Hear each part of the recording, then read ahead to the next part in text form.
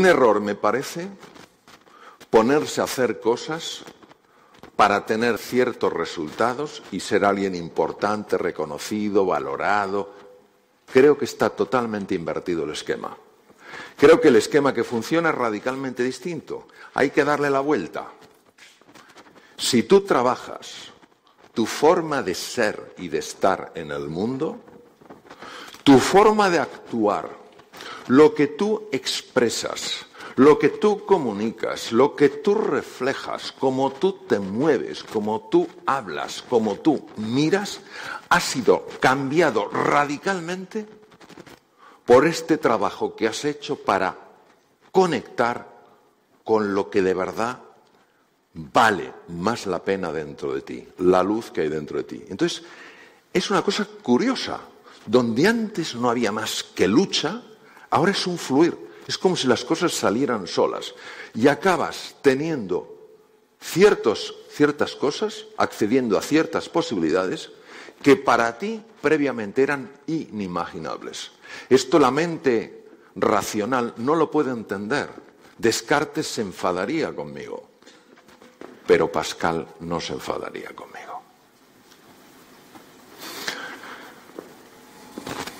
Creer en vosotros mismos y en vuestras posibilidades. Vamos a ver si se puede ver este vídeo realmente impresionante, es muy cortito, porque habla de nuestra ceguera a la hora de reconocer que todo ser humano, aunque su expresión no sea especialmente brillante, en su interior tiene una enorme y potentísima luz.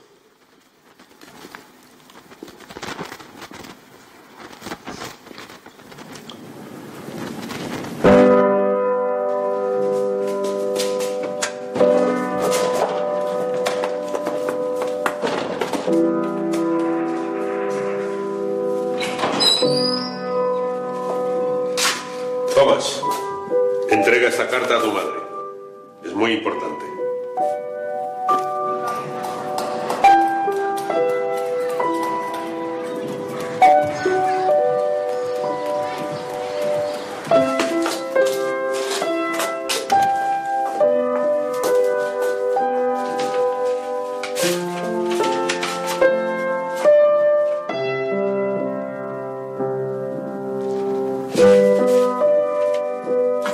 Eres muy especial, Tomás. En tu colegio ya no pueden enseñarte nada más porque eres el más listo. También dice que a partir de ahora seré yo la encargada de enseñarte.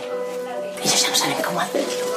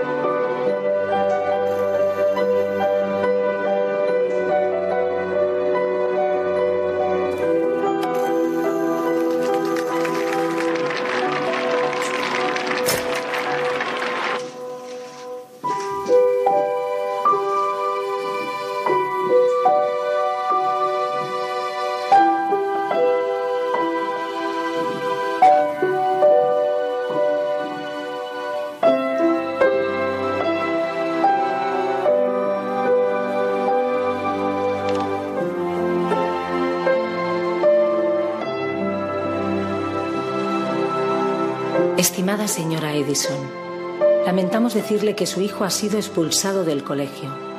Es un pésimo estudiante y no avanza como el resto de sus compañeros. Por ello, no podemos permitirle que siga estudiando. Será usted quien tendrá que hacerse cargo de él a partir de ahora.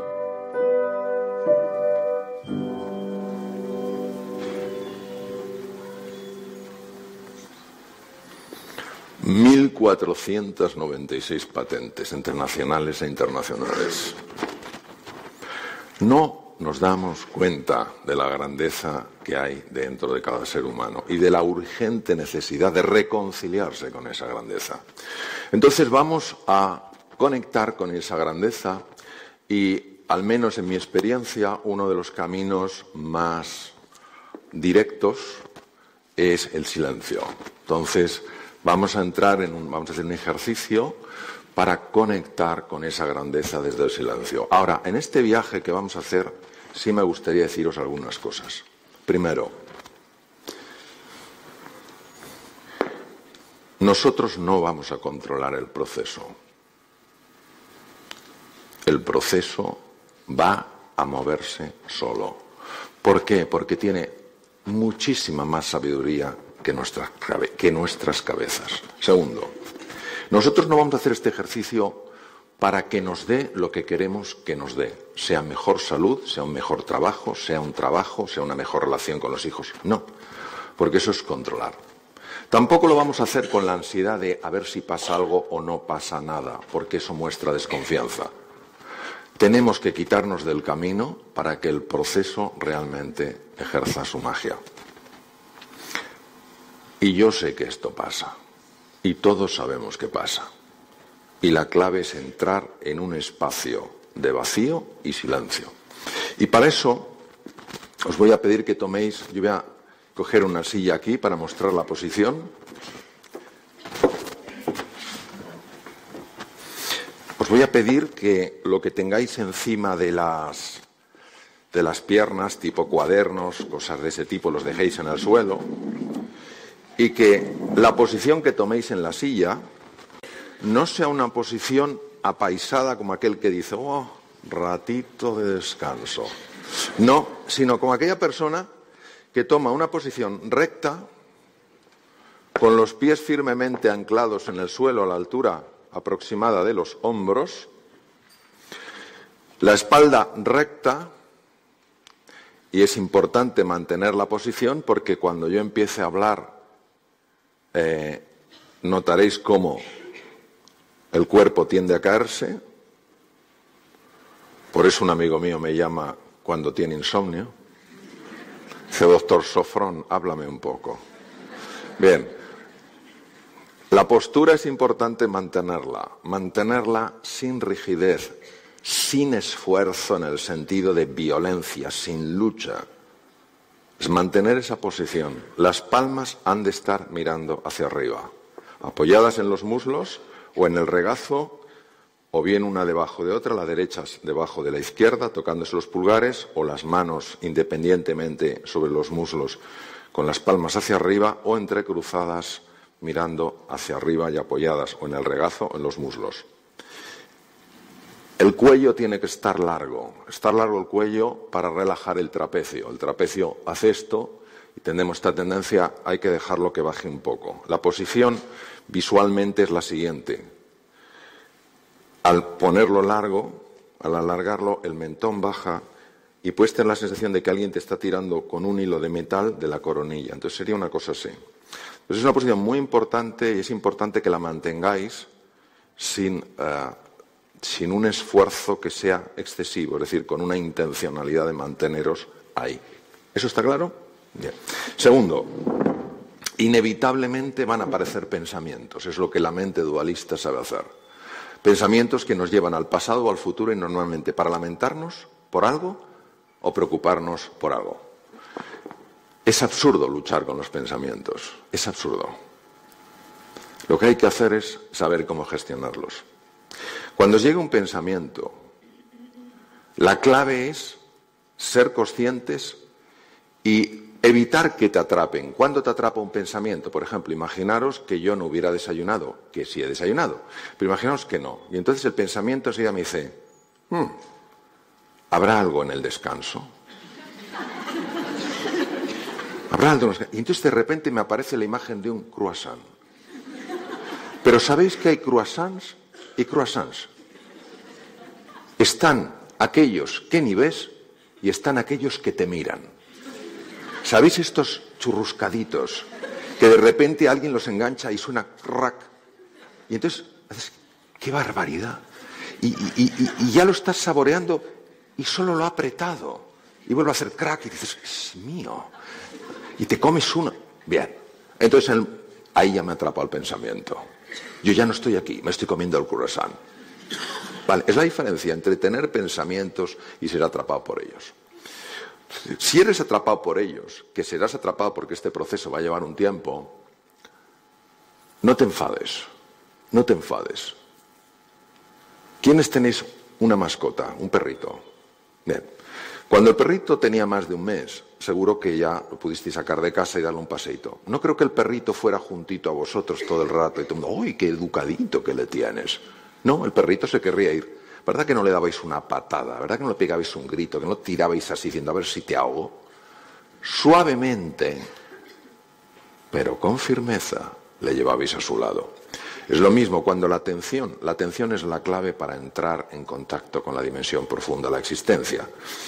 Cuando la atención se dispersa porque se va al croissant, dices, oh, me he quedado en el croissant. No pasa nada, no te enfadas. Es que llevo 7 veces con el croissant y todavía ni lo he visto, pero es como si lo hubiera visto. Entonces, no pasa nada. Vuelves con la misma paz y la misma firmeza a donde vamos a llevar la atención. ¿De acuerdo? Bien.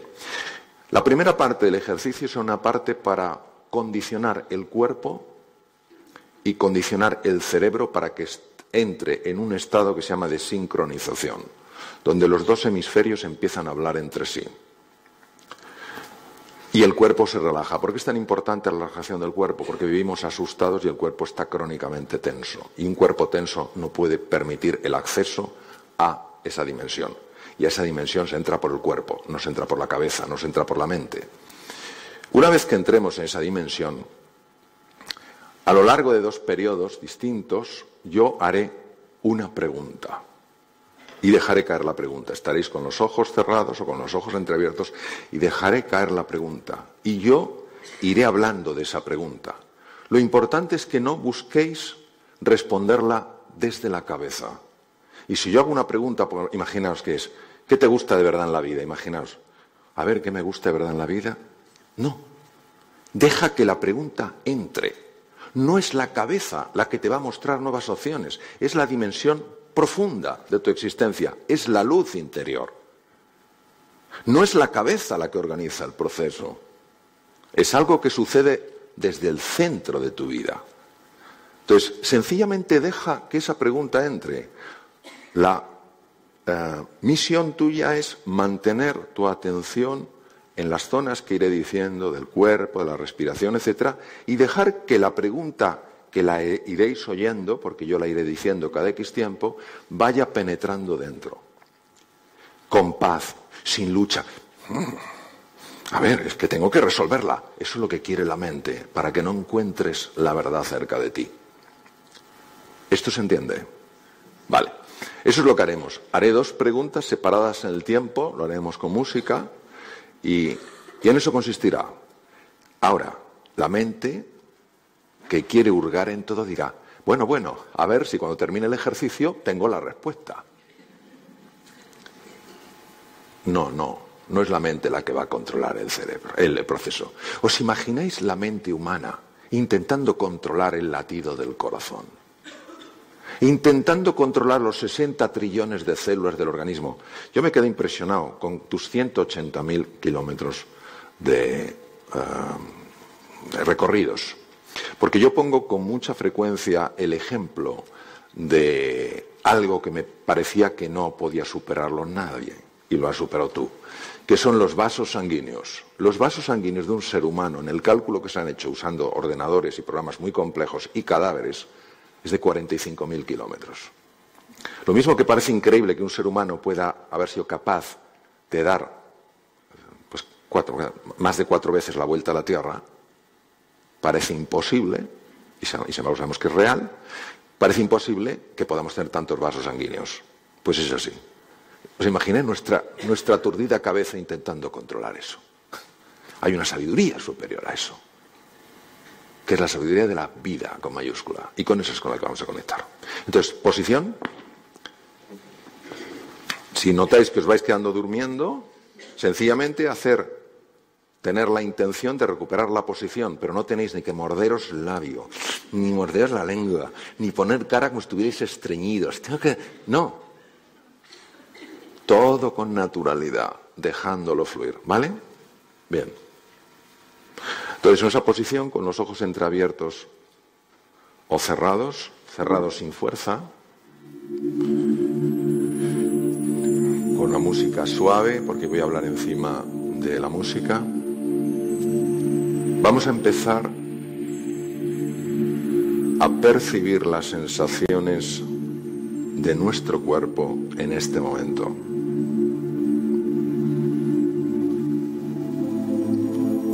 Sensaciones como puede ser la de los pies apoyados en el suelo,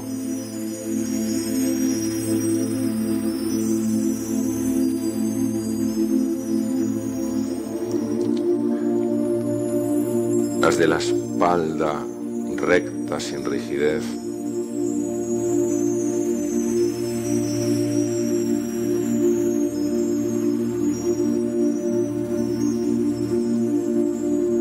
la de los brazos y las manos apoyados sobre los muslos o sobre el regazo.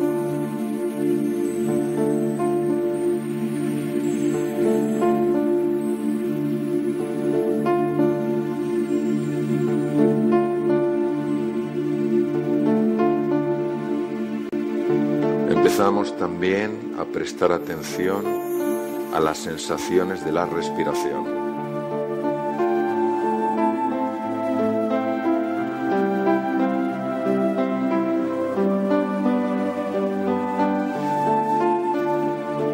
Notando los movimientos del cuerpo a medida que inspiramos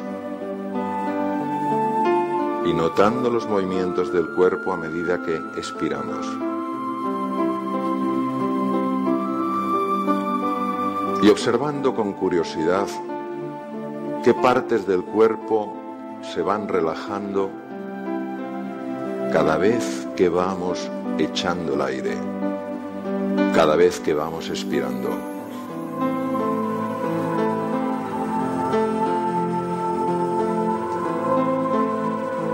Es una sensación agradable ver cómo ciertas partes del cuerpo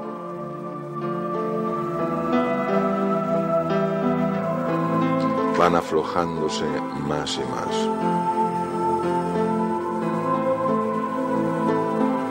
Y una experiencia profunda de serenidad, de calma y de paz se va extendiendo por cada rincón de nuestro cuerpo.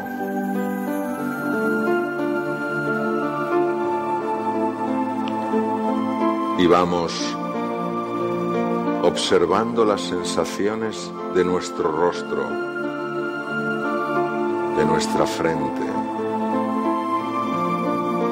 floja y relajada, de los párpados suavemente cerrados, agradablemente pesados, de las mejillas y la mandíbula, flojos y relajados.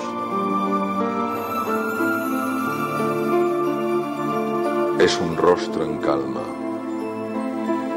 un rostro que transmite y expresa serenidad, confianza, tranquilidad. Es un rostro sonriente ante la vida. Y observamos nuestros hombros que caen como cae un abrigo en una percha.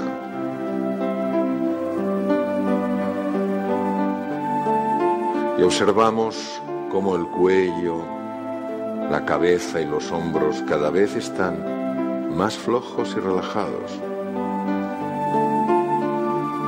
Y cómo la espalda, desde la nuca hasta el coxis, se va aflojando más y más. Es como si una preciosa onda de relajación se extendiera por todo el cuerpo,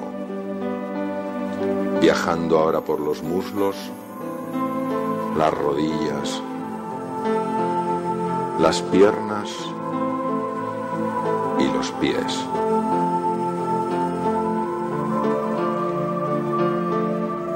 Y ahora esa misma onda de relajación va subiendo desde los dedos de los pies hasta las rodillas, los muslos y empieza a ascender por la parte anterior de nuestro cuerpo, y cada vez vamos sintiendo como nuestro abdomen se va aflojando más y más, y podemos ya percibir incluso con más viveza, con más intensidad los movimientos suaves de la respiración en nuestro abdomen.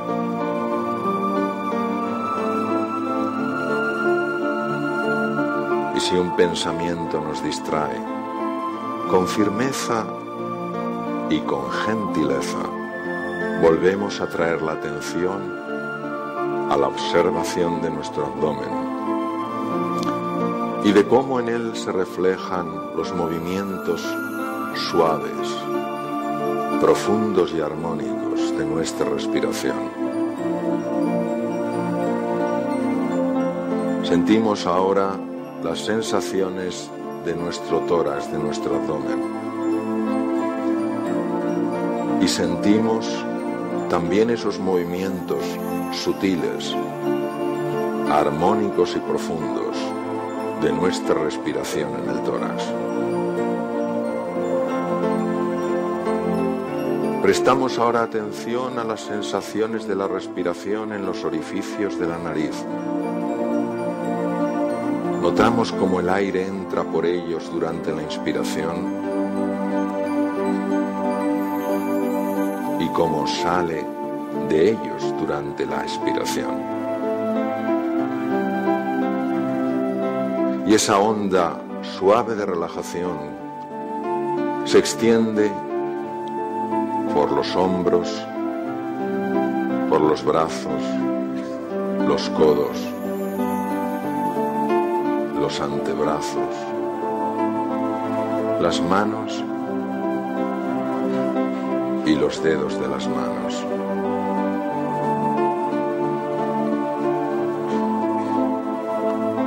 Y cada vez vamos entrando en una conexión más íntima, más profunda, más amable,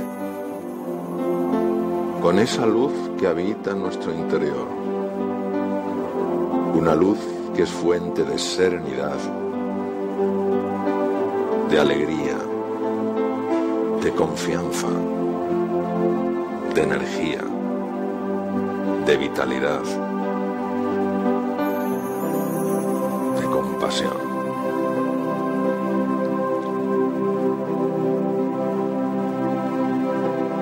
Federico García Lorca,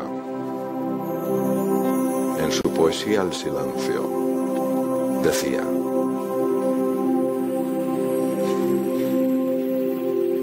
escucha el silencio, hijo mío. Es un silencio ondulado donde resbalan valles y ecos. Un silencio que inclina todas las frentes hacia el suelo. Y en este estado de calma, en este estado de serenidad, en este estado de equilibrio, vamos a recibir una pregunta y vamos a dejar que esa pregunta vaya entrando en las profundidades de nuestro ser, sin intentar resolverla, sin intentar reflexionar sobre ella, sencillamente abriendo camino para que esa pregunta entre en lo más profundo de nuestro ser. La pregunta, que la repetiré en varias ocasiones, es la siguiente: ¿en qué necesito que cambie mi forma de ser y de estar en el mundo? ¿En qué necesito que cambie mi forma de ser y de estar en el mundo?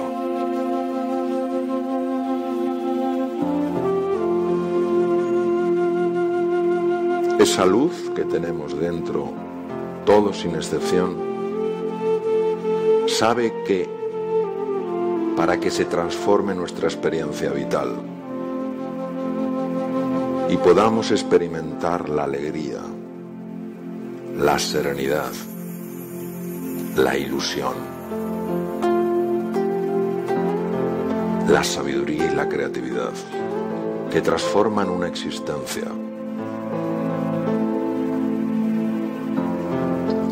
Tenemos que hacer cambios muchas veces radicales en nuestra forma de ser y de estar en el mundo. Pero la pregunta no se la hacemos a nuestra mente condicionada con sus ideas previas de ver el mundo, con sus formas rígidas de entender la realidad, con su forma sorprendente de querer imponernos su manera tan particular y limitada de ver las cosas. Esa pregunta se la hacemos a esa luz que tenemos dentro, a esa grandeza que habita en el corazón de todo ser humano. ¿En qué necesito que cambie mi forma de ser y de estar en el mundo?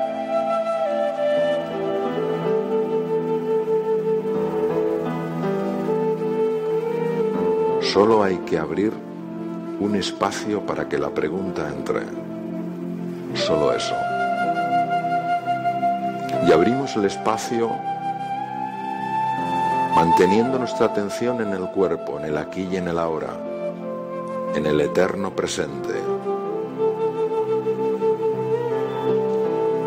entrando en conexión con esas sensaciones de la respiración y del cuerpo y dejando que el silencio nos envuelva.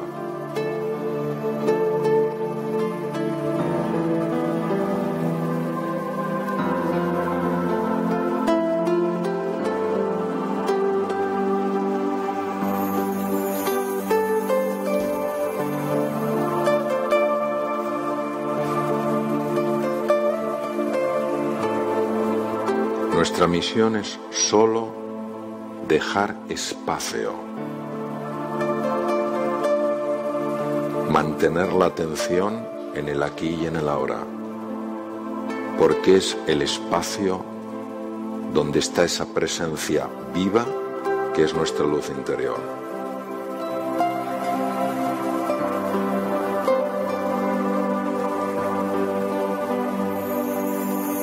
Solo la vida con mayúsculas sabe realmente hacia dónde necesitamos orientar nuestra vida.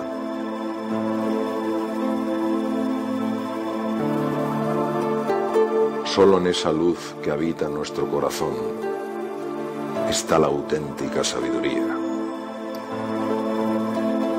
la verdadera creatividad, la capacidad profunda para comprender.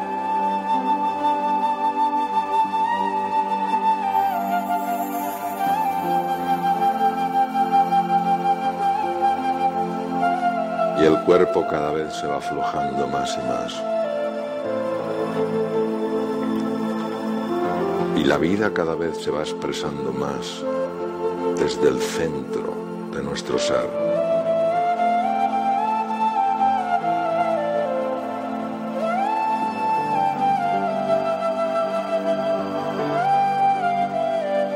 Y empezamos a habitar cada vez con más profundidad en un espacio de silencio. Un espacio que no es un espacio sin sonidos, es un espacio sin ruido.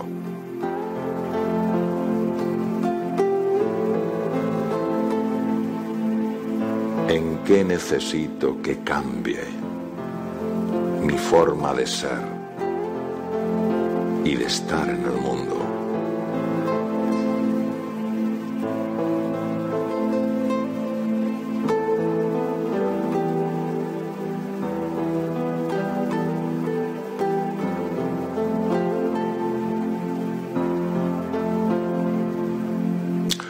Nuestra mente buscará formas de distraernos,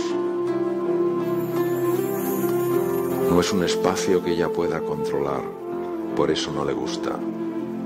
No es un espacio que ella pueda dominar, por eso le incomoda. Ella busca sacarnos de ahí, porque si entramos ahí, ella nunca más volverá a dominar nuestras vidas.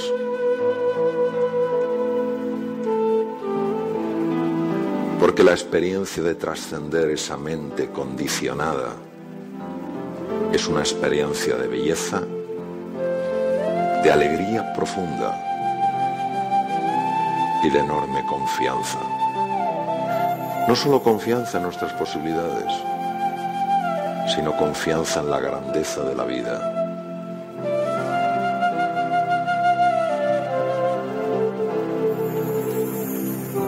Es descubrir desde la experiencia directa, no desde el concepto, que no importa lo que un ser humano tenga que padecer en su vida, las pruebas que tenga que acometer, la vida siempre es un regalo. Y manteniendo la posición, manteniendo la estabilidad, manteniendo el foco en la respiración, vamos a lanzar la segunda pregunta. De nuevo la mente intentará apartar nuestra atención, distraernos, hacer que nos intentemos mover en la silla, hacer que nos sintamos incómodos. Lo importante no es lo que cueste, sino hasta dónde nos lleva. La segunda pregunta es, sabiendo que hay tanto en juego, que está en juego tu vida, y tu vida impacta en muchas otras vidas, sabiendo lo que está en juego, que no es un tema económico, que no es un tema de estatus, que no es un tema de ser alabado o reconocido por otros, sino que es el tema de los temas, tu vida y el impacto que tu vida tiene en otras vidas. Sabiendo eso, ¿qué nuevas resoluciones has de tomar para favorecer que eso que necesitas cambiar suceda? De nuevo nos enfocamos en la atención y en llevar esta a la respiración y al cuerpo.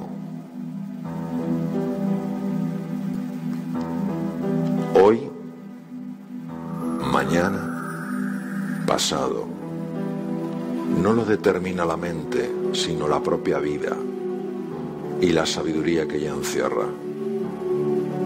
Descubriréis algo que necesitáis cambiar y lo veréis con tanta claridad que la acción será inmediata, porque esa claridad en el ver lleva a la firmeza en el actuar. Imaginaros esas decisiones que tal vez ni siquiera sepamos todavía cuáles son, porque no es la mente la que nos las tiene que ofrecer, es la sabiduría de nuestro corazón las que va a permitir que emerjan. Imaginaros el impacto que esas decisiones pueden tener en vuestra vida y en la de otros seres humanos que tengan la suerte de conoceros. Imaginaros el tiempo transcurriendo, habiendo tomado esas decisiones. Días, semanas, meses tal vez, quién sabe, quizás años, donde esas decisiones forman parte de vuestra nueva forma de ser y de estar en el mundo. ¿Qué transformaciones inimaginables puede haber en vuestra vida? ¿De qué maneras insospechadas podéis estar influyendo positivamente en la vida de otros seres humanos. La vida siempre nos sorprende. La vida nos sobrecoge. Es abrir espacio para que esa pregunta vaya entrando en lo profundo de vuestro ser, donde el silencio no es la ausencia de sonido, sino la ausencia de ruido.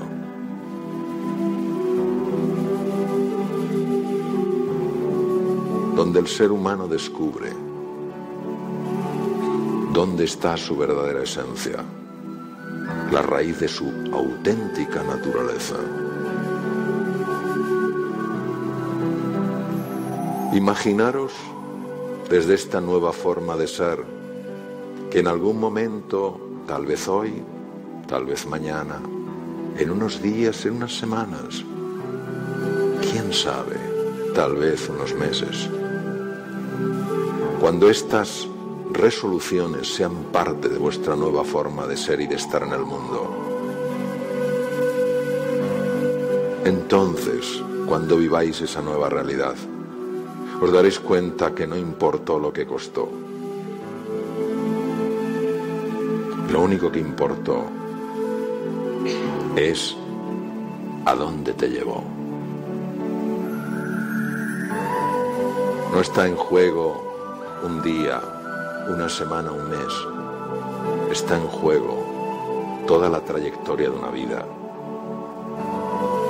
Una vida redescubierta, una vida reencontrada, una vida reinventada. Y de nuevo, si notáis que algún pensamiento os distrae, con paciencia, con determinación y con gentileza, volvéis a llevar vuestra atención a las sensaciones de la respiración y del cuerpo profundamente sereno y relajado. Y nos quedamos unos momentos en este espacio de silencio, de infinitas posibilidades, de absoluta capacidad creadora.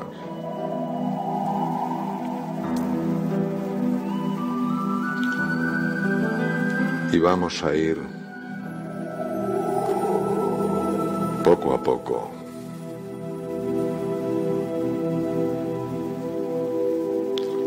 volviendo al nivel de conciencia del que partimos. Y para eso vamos a tomar 1, 2 o 3 respiraciones profundas. 1, 2 o 3 respiraciones profundas. Y vamos a abrir los ojos para volver a encontrarnos en este lugar completamente orientados en tiempo y en espacio. Vamos abriendo los ojos, los que estuvierais cerrados, los que os tenéis entreabiertos os abrís del todo. Y ahora, por favor, nos estiramos un poco. Bien. Ya estamos. Kaizen. Palabra basada en el trabajo de Edward Deming en Japón en los años 40 después de la Segunda Guerra Mundial y que nos recuerdan la importancia de la actitud. Se ha dicho muchas veces, creo que no viene de más recordarlo, 3 personas poniendo simples piedras, construyendo lo que parecía solo un muro. ¿Usted qué hace? No lo ve. El trabajo más mísero del mundo. Es lo único que sé hacer. No tuve educación. No tuve estudios. Coloco piedras. Construyo un muro. ¿Usted qué hace? ¿Yo? Yo estoy creando un precioso monumento. ¿Y usted? Yo estoy poniendo algo que será mi legado y mi reconocimiento a la vida. No se ponen igual las piedras. Si crees que eso es un simple poner piedras o si ves algo diferente. Pasos pequeños, pero hechos de forma grande. Vamos a terminar con esta preciosa interpretación de David Garrett, Viva la vida, como homenaje a la grandeza de la vida.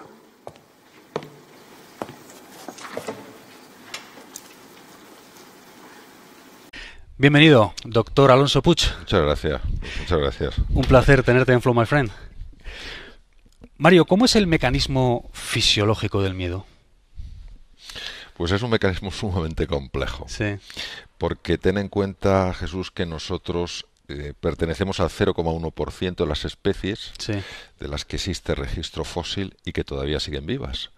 ¿Cómo hemos conseguido esto? Pues lo hemos conseguido, entre otras cosas, porque hemos sabido distinguir la amenaza antes de que fuera demasiado tarde. Los mecanismos del miedo lo que intentan es captar cualquier cosa que pueda suponer una amenaza. Esto que está muy bien desde el punto de vista físico porque nos puede dar recursos cuando nos enfrentamos, por ejemplo, a un depredador, se convierte en un problema cuando la mente o ciertos compartimentos de la mente utiliza estos mecanismos para generar unos miedos que los vivimos como reales y que son simples alucinaciones, son simples espejismos que la mente es capaz de crear. Y por eso pues hay personas perfectamente capaces de hacer frente a un montón de desafíos, pero el miedo les atenaza, el miedo les esclaviza, ¿no? Entonces la anatomía del miedo es una anatomía que tiene un sustrato neural, un sustrato también en el cuerpo, un sustrato fisiológico, pero que también tiene un enorme componente mental. Entender la relación entre los dos espacios creo que es importantísimo para vivir con más confianza, con más ilusión y con más serenidad. Oye, en mayor o menor medida, todo ser humano tiene este miedo primario y visceral a no ser aceptado, ¿no? A no ser suficiente, a no estar a la altura. Esto nos viene de cuando teníamos que vivir en grupos y para poder sobrevivir hace miles de años y necesitamos la aprobación de los demás. Pero esto ahora se ha convertido en una carga, ¿no? ¿Cómo hacemos para gestionar esto? Fíjate, yo diría, Jesús, que el miedo es incluso más profundo que eso. Es un miedo que de orden ontológico, es decir, metafísico, va más allá de lo que es puramente físico. Tú ten en cuenta que una de las grandes diferencias que nosotros tenemos con los animales es la autoconsciencia, la capacidad reflexiva de darnos cuenta de las cosas. Un animal, bueno, nace, va creciendo y llega un momento en el que envejece y muere, pero no tiene esa constancia de la muerte que tenemos nosotros.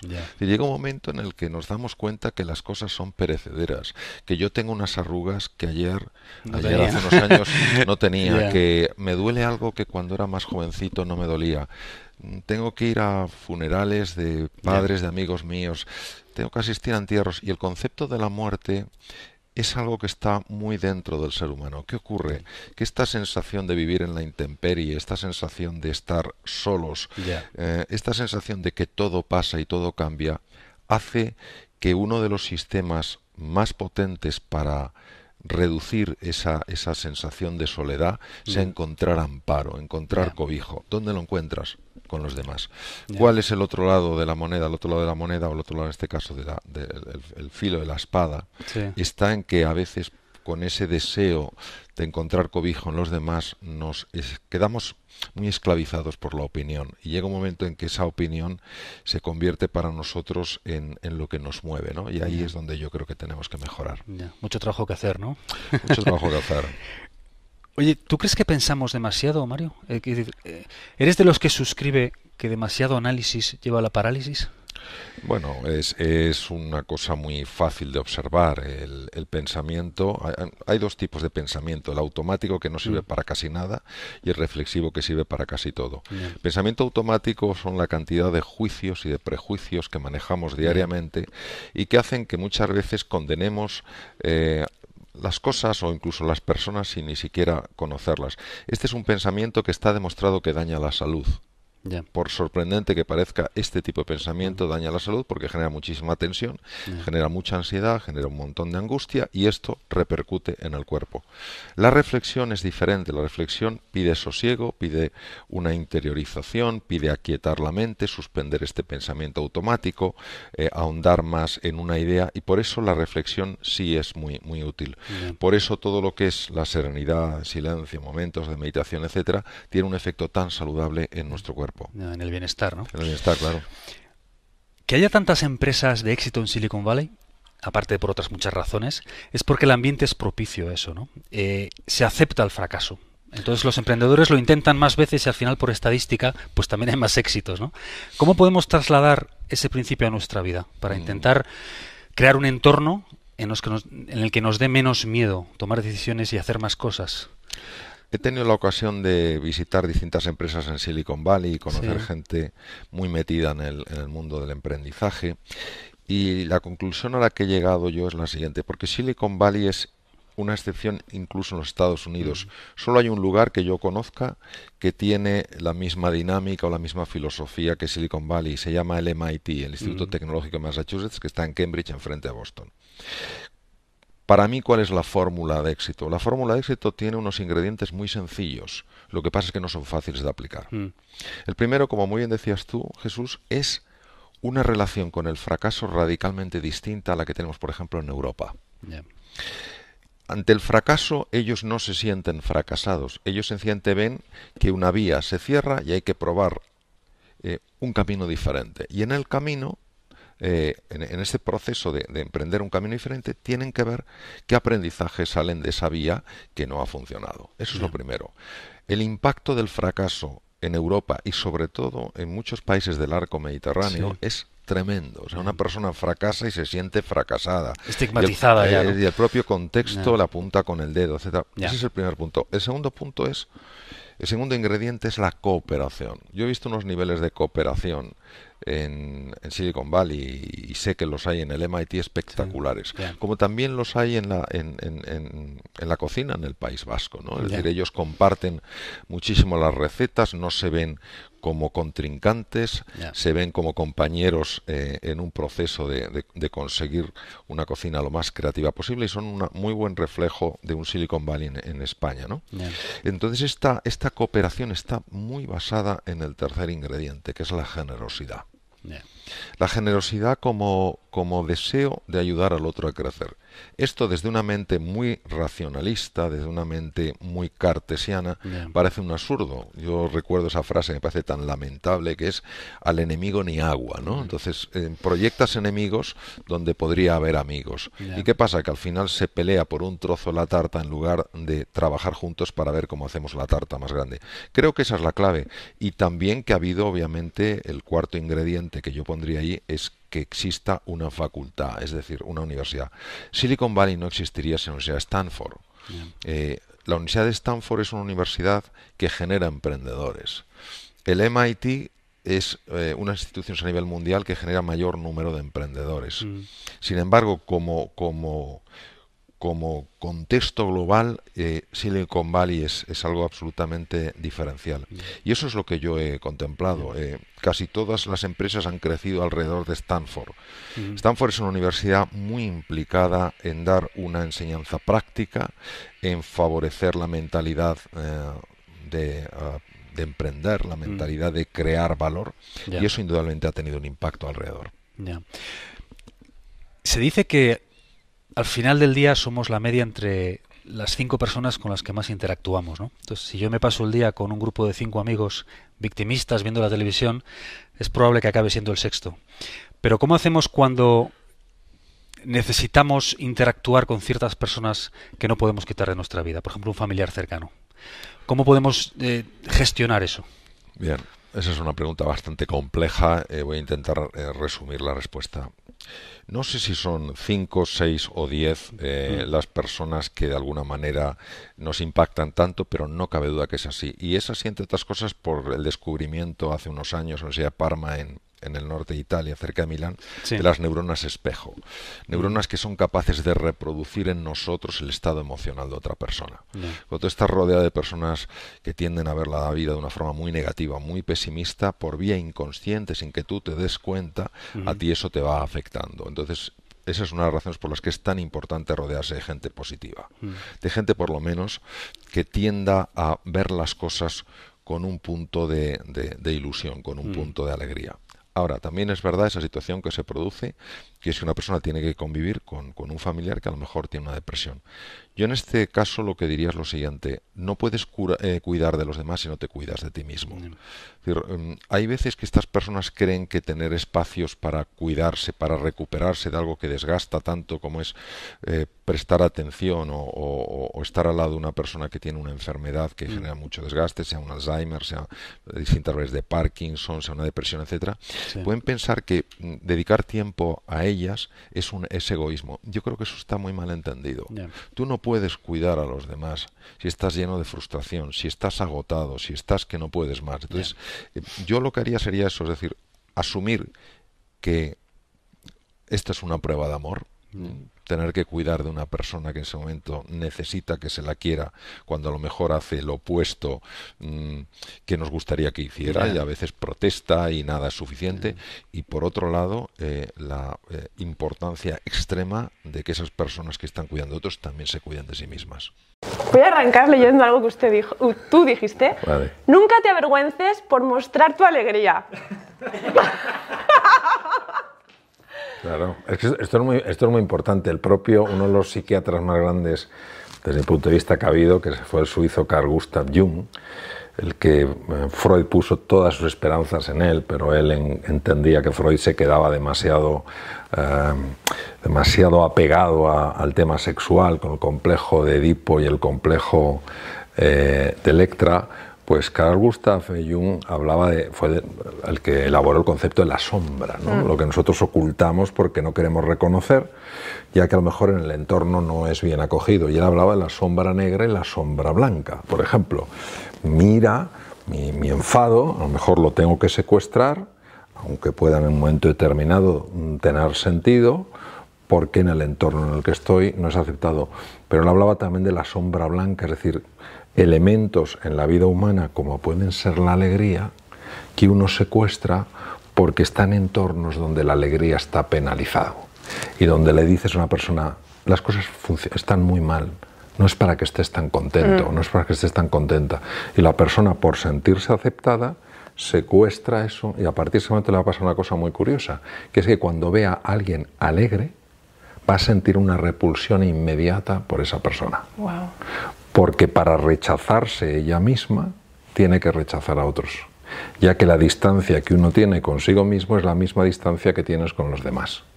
Entonces la forma de rechazarte, de bloquearte, para que esa sombra blanca no emerja y no reconocer que la tienes tú, es echarla en la otra persona, es expulsarla, es sentir aversión, y al hacer eso tú vas poniendo una capa más sobre tu propia alegría para que no aflore. Así que hay que sacar... Sí, hay que sacar la alegría porque, a ver, yo creo que el ser humano cuando conecta con su verdadera esencia es alegría. ¿Por qué es alegría? Porque es gratitud, y la gratitud va ligada a la alegría, va ligada a la sonrisa, incluso momentos de dificultad. Entonces, considero que sí, que es lo natural. Creo que lo antinatural es la falta de alegría, lo cual no quiere decir que uno tenga que estar alegre en todos los momentos, en momentos muy duros de la existencia, y hay que respetar la tristeza, el dolor, etcétera, etcétera. Ahora bien, luego buscar esa renovación, esa recuperación para expresar la alegría que desde mi punto de vista es parte de nuestra naturaleza más profunda. Totalmente de acuerdo, porque soy gran fan de él. Entonces todo lo que diga... ¡Qué responsabilidad, Dios mío!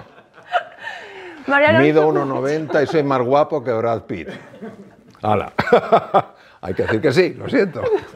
Mario Alonso Puig, si queréis lo presento un poquito, pero todo el mundo lo conoce. Él sigue siendo médico, sí, cirujano del sistema digestivo, general digestivo. Conferenciante, escritor, muy escritor, por favor. Mirad cómo está este libro, ¿vale? Mirad bueno, aquí está, todos los libros que hay por ahí, sí.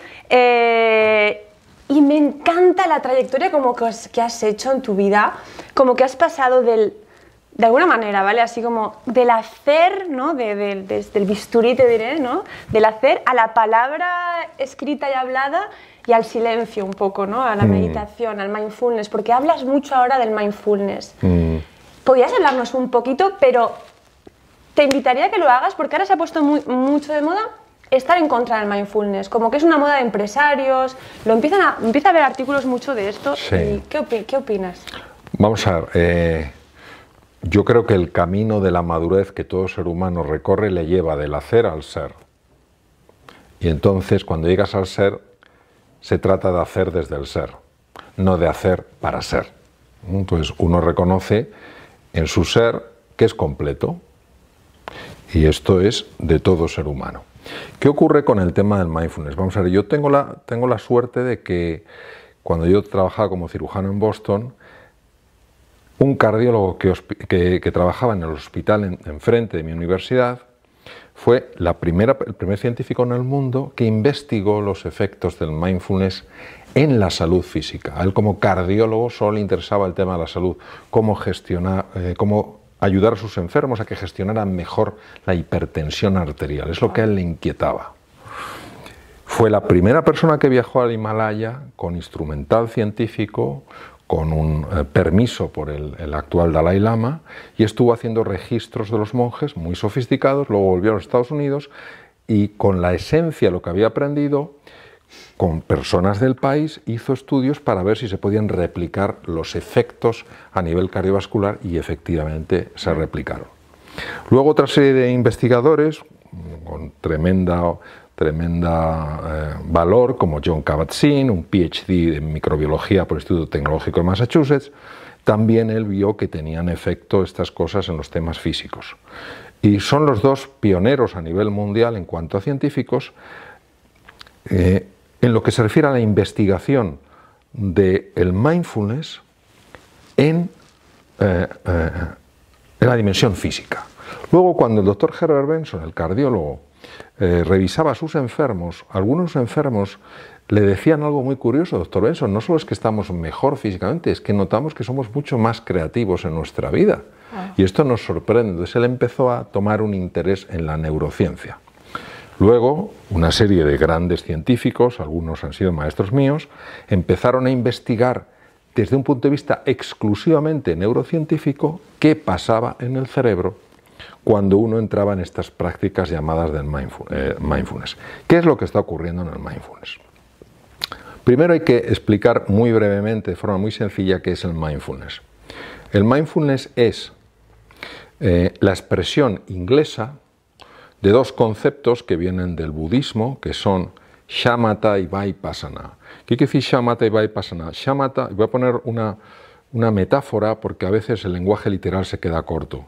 Si yo un día por la noche, cielo totalmente, no hay estrellas, pero tampoco hay nubes, es decir, es que ha salido como mucho la estrella polar, enfoco con un telescopio hacia el cielo.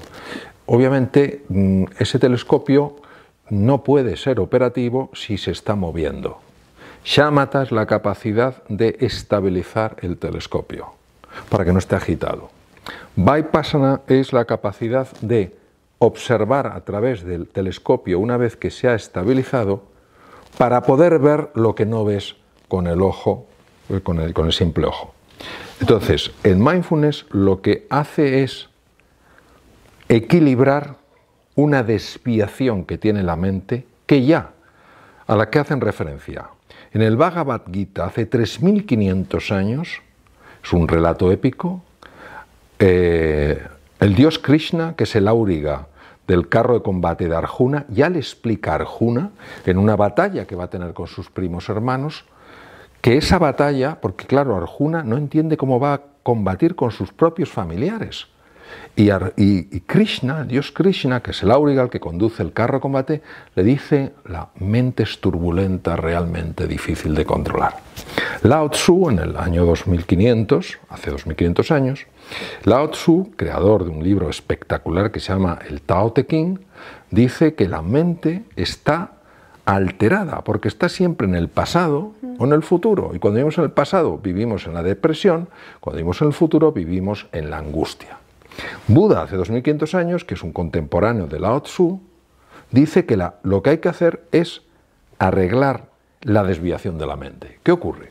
Que cuando esto se ha traído a Occidente, lo primero que se ha visto es que ese equilibrar la mente produce inmediatamente un impacto a nivel físico, que se puede registrar. Pero es que lo segundo que ha mostrado es que aumenta la eficiencia. ¿Por qué aumenta la eficiencia? Aumenta la eficiencia porque cambian los circuitos neuronales que están activos. ¿Qué ha ocurrido en las empresas?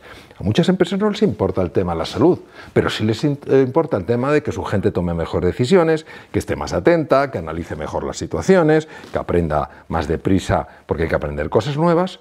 Y como cambia el circuito de lo que se llama la red neuronal por defecto a la red ejecutiva central, han empezado a ver un aumento de la eficiencia en la gente. ¿Qué es lo que ha hecho esto? Pues lo que ha hecho es muy fácil. En los hospitales, el doctor Benson empezó en la Universidad de Harvard, Stanford, Berkeley, hospitales como el MD Anderson Cancer Center de Houston, la institución número 1 del mundo en tratamiento del cáncer. Lo aplican, lo enseñan por un tema de salud. Instituciones en Silicon Valley que necesitan gente eficiente, gente que gestione bien la presión, etcétera, etcétera, lo aplican. ¿Qué es lo que está pasando? Pues está pasando un poco lo mismo que los másters y el coaching. Que claro, que tiras una piedra y aparece un máster, aparece un coach. Entonces, ¿qué es lo que ocurre? Que se está, primero, que a veces las personas que enseñan estas metodologías no tienen formación suficiente, número uno. Entonces, tienes que tener una formación de un cierto rango. Número dos, tampoco lo puedes presentar como si fuera la solución del mundo mundial, como la panacea. Tú haces esto a 10 minutos de silencio al día y toda tu vida se transforma. No, una parte de tu vida se transforma, pero tienes que hacer otras cosas. Tienes que poner esfuerzo en lo que hagas, tienes que poner foco, tienes que cuidar tu lenguaje, tienes que cuidar tus relaciones. Es una ayuda, no es la panacea. Y esto es lo que ha producido, desde mi punto de vista, una cierta controversia. Pero no es una controversia contra lo que es el mindfulness o el impacto del mindfulness, porque es que es tan rotundo que basta estar un poquito al día de esto para darse cuenta que sí. Es a veces el uso que se hace de esto, la manera en la que se transmite, la manera en la que se comunica, y ahí es donde yo creo que se falla. Por favor, ¿podrías explicar un poquito la apatía? Porque yo creo que es un tema... Sí, la apatía es un tema que me pidieron cuando participé en la Ciudad de las Ideas en México, que es uno de los eventos más impresionantes en los que he estado, y donde además tuve la suerte de compartir escenario con un queridísimo amigo como Eduard Punset, ¿no? Y recuerdo, a él le pidieron que hablara del desamor y a mí de la apatía.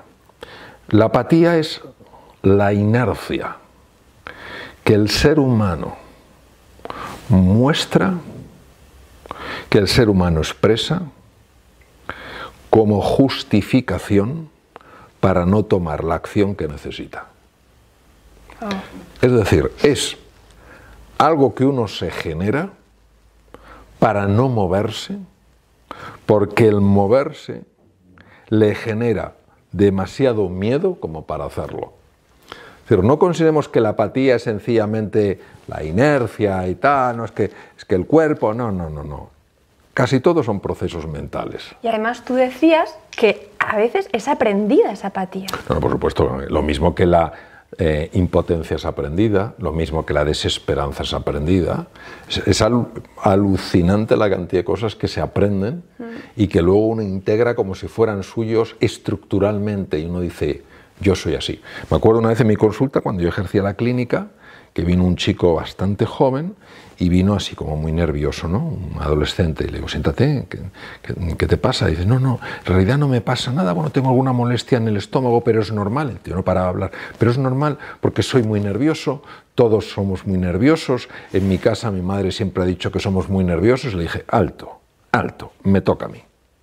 Digo, una cosa es que tengas nervios y otra cosa es que seas nervioso. Porque si yo tengo nervios lo puedo cambiar. Si tengo una fealdad en la oreja me puedo operar de la oreja. Pero si yo soy feo, no puedo hacer nada. ¿Me explico?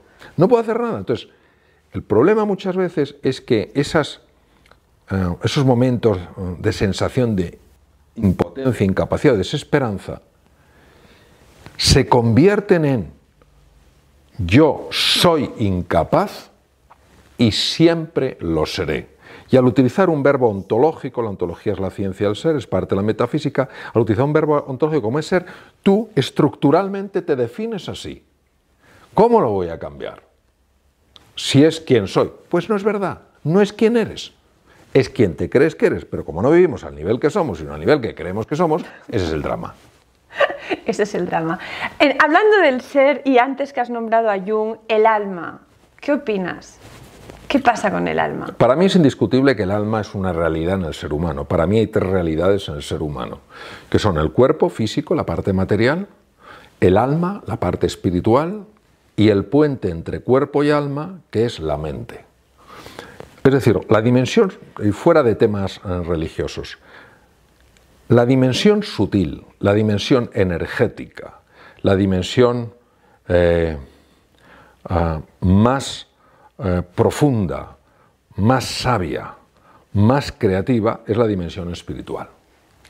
En el ser humano, esa dimensión espiritual, al integrarse en el campo físico, necesita algo de una naturaleza única que pueda integrar lo sutil con lo grosero, lo que se dice las frecuencias no hercianas con las frecuencias hercianas. Y eso es la mente. Por eso la mente tiene tanto poder, porque conecta con el cuerpo y toca la energía del alma.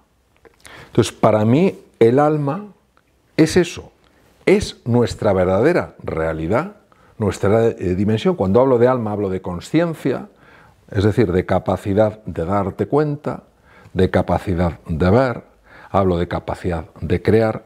Lo que pasa es que desde mi punto de vista nuestra alma está fundamentalmente dormida y ha de pasar por distintas razones por esta experiencia física para despertar y reconocerse en su verdadera dimensión. Y su reconocimiento en su verdadera dimensión es el reconocimiento de que el alma, la consciencia, es solo dos cosas, sabiduría y amor. Por eso grandes seres humanos, como puede ser Jesús, decía, se os examinará en el amor. Pero claro, cuando hablamos de amor no estamos hablando de un sentimiento, porque claro, a mí si me examinan por mi amor a mi mujer o a mis hijos, voy a sacar muy buena nota. No, a mí se me va a examinar en el agapé. ¿Qué es el agapé? No es ni eros, el amor a mi pareja, ni es filia, el amor a mis amigos o a mis hijos. Es un amor que no es sentimiento, es una elección. Es decir, es tratar a un ser humano, aunque no sientas cariño, como si lo sintieras. Es la forma más elevada. En eso se me va a examinar. ¿Qué pasa? Que solamente cuando uno va avanzando en la vida y va viendo, pues, los condicionamientos mentales, los sufrimientos por los que pasan los seres humanos, uno es capaz de conocer, comprender y perdonar. Y en ese punto creo que es el viaje del alma. Por eso para mí una persona que está madurando es una persona cuya alma está creciendo. Y de hecho, desde mi perspectiva siempre, porque es un campo obviamente muy personal, cuando la vida nos manda cosas que no nos gusta y que todos, yo el primero, a ser posible, rechazamos, nos la manda, o nos lo manda, no para fastidiarnos, sino porque aunque nosotros no lo queremos, nuestra alma lo necesita para crecer.